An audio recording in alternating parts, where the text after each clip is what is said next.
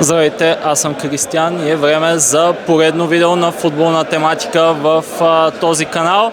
Този път вниманието ни е насочено към финала за Купата на България между Локомотив Пловдив и ЦСКА.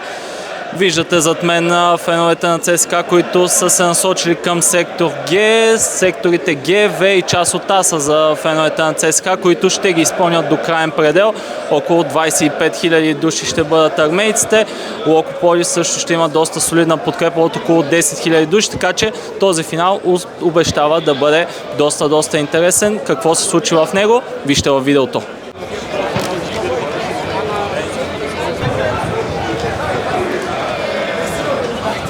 Финалът за Купата на България се игра на 20 май на националния стадион Васил Левски, където имаше около 35 000 души на трибуните. За разлика от миналата година, сега имаше две противопоставящи се една на друга публики и атмосферата беше великолепна, досущ като на матч в Южна Америка.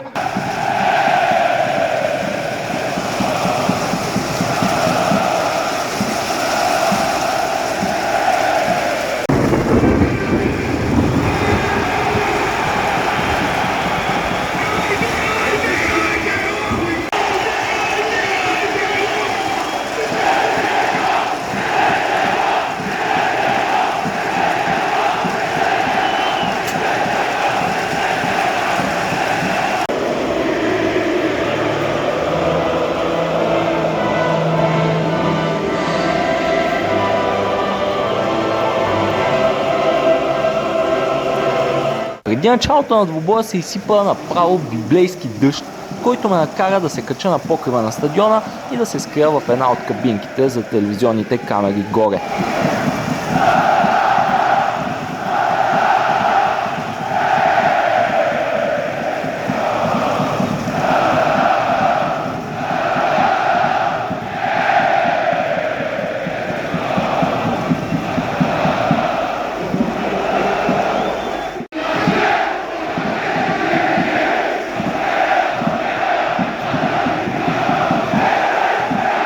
Гледката от високо към трибуните беше впечатляваща, особено на фона на изсипващия се порой, който сякаш надъха още повече феновете на ЦСКА и Локомотив, които показаха умопомрачителна подкрепа към своите любимци.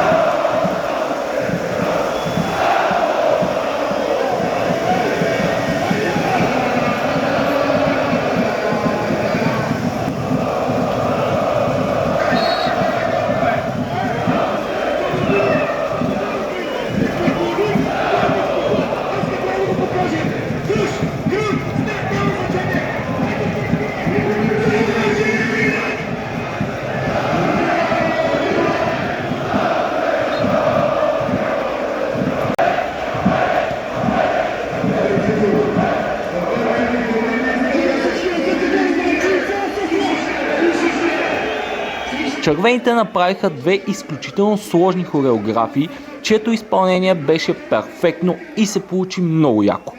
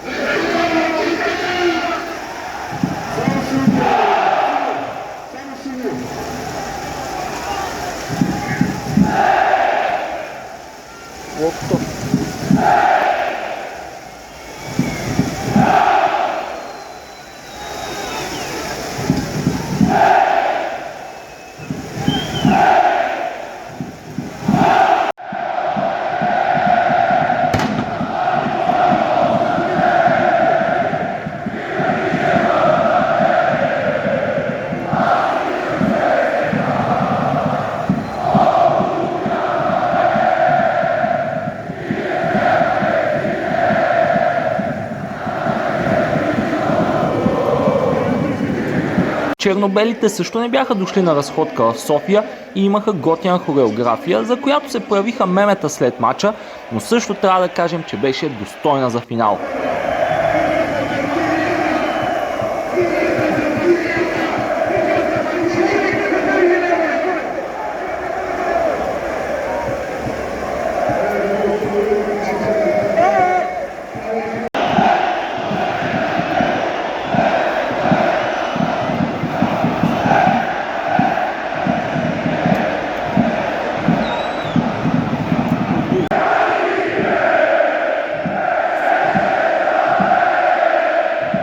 На терена ЦСКА започна по-добре и поведе с гол на Годой в 11-та минута, след който секторите Г, В и половината А избухнаха.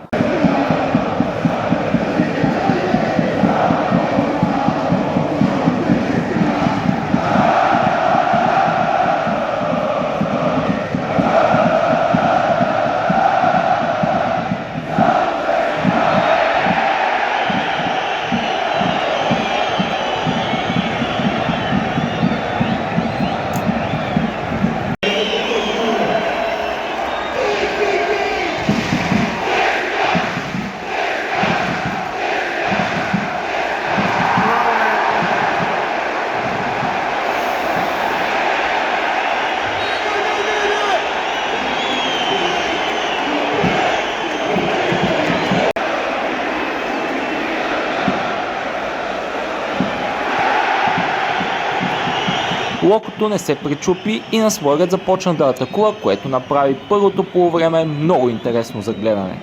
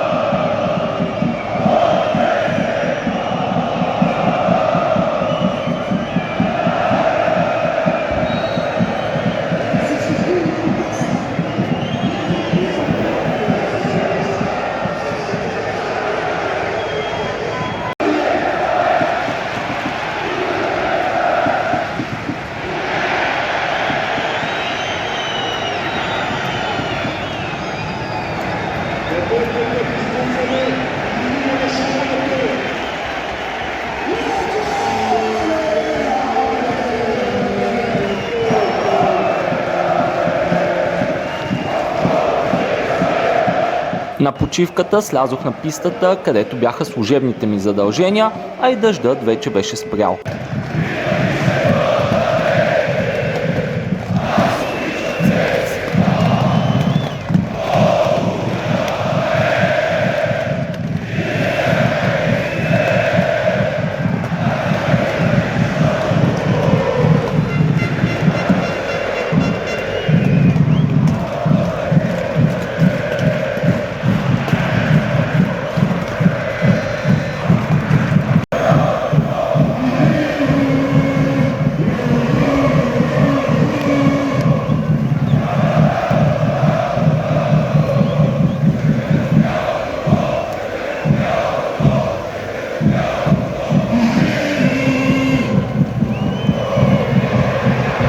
Второто полувреме започна с ранен гол на Локомотив за 1-1, дело на Лукас Риан, който беше идентичен с попадението на Годой в началото на матча.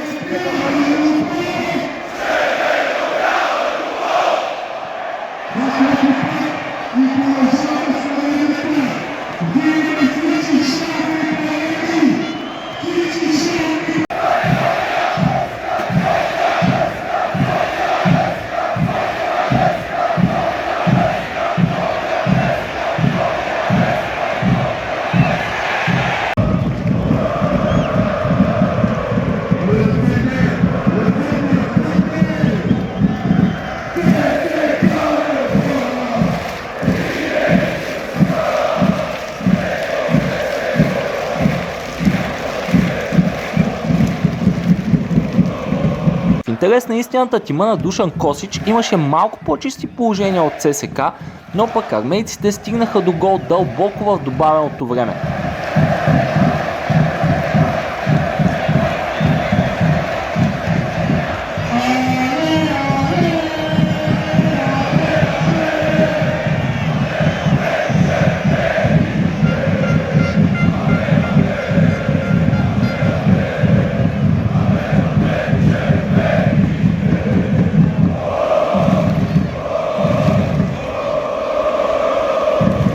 Червената част от стадиона направо избухна, но след това се породи скандал, тъй като съдията отмени гола след преглед с ВАР заради игра с ръка.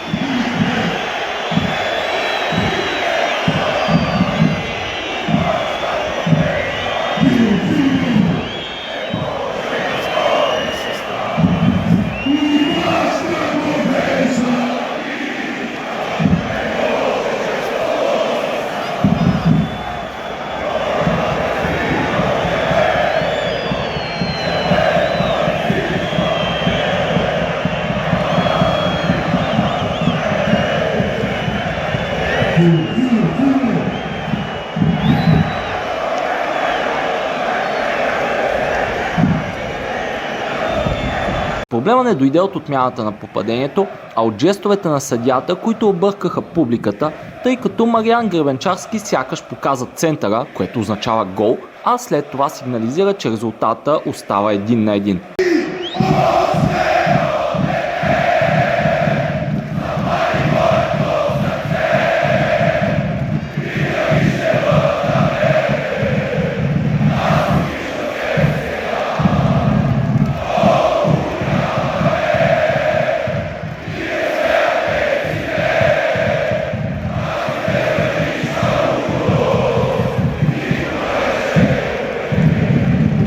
Тази ситуация оказа влияние върху червените, на които емоциите им дойдоха в повече и по време на продълженията, в които влезе матча, феновете и отбора на ЦСКА бяха леко разколебани.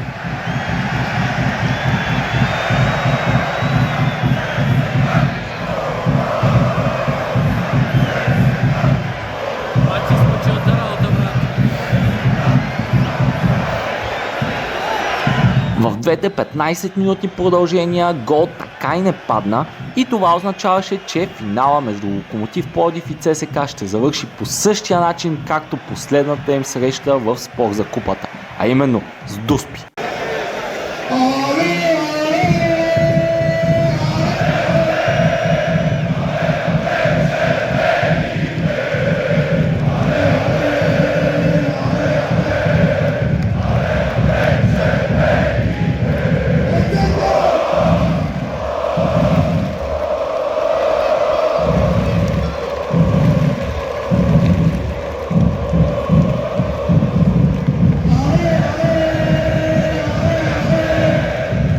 При дуспите двамата капитани, Димитър Илиев и Бруно Жордал, пропуснаха от бялата точка, а вратаря на червените Фьодор Лапулхов хвана и дуспата на Запор Динев, докато Джеймс Етуов вкара петата дуспа и така ЦСКА триумфира със своята 22-а Купа на България и първа от 2021 година насам.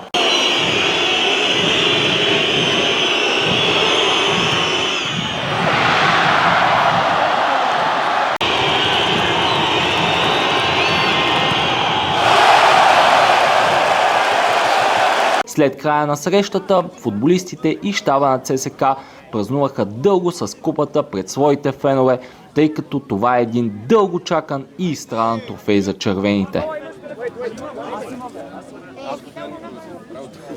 Финалът за купата между Локомотив Пловдив и ЦСКА предложи страшно много емоции на двата отбора и на техните фенове, но в крайна сметка армейците ликуваха, а смърфовете тъгуваха. С спечелването на купата ЦСКА се завръща в европейските клубни турнири за пръв път от 3 години и ще играе в Лига Европа. Надявам се това видео да ви е било интересно. Ако е така, харесайте го, абонирайте се за канала и продължаваме и през следващия сезон. Чао от мен!